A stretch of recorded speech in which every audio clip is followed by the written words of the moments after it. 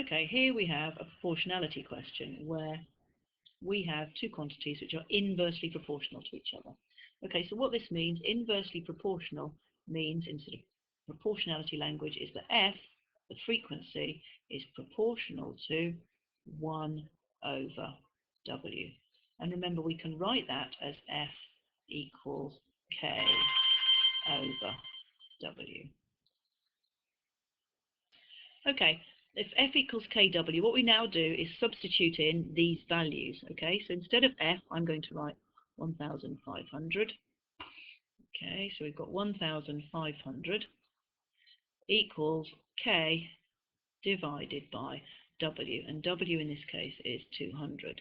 In other words, if we rearrange that, multiply both sides by 200, we can see that k is equal to 200 multiplied by 1,500. In other words, k is equal to, what's that, 30, and 1, 2, 3, 4 zeros, so 30,000. So this formula can now be rewritten as f is equal to 300, so that's 300,000 divided by w. Okay. But now we have to sketch the graph, so that's 300,000 divided by w. Okay, what we now need to do is sketch the graph of f against w. If this is inverse proportion, it means that the bigger w gets, the smaller f gets, and you'll get a graph that does something like that.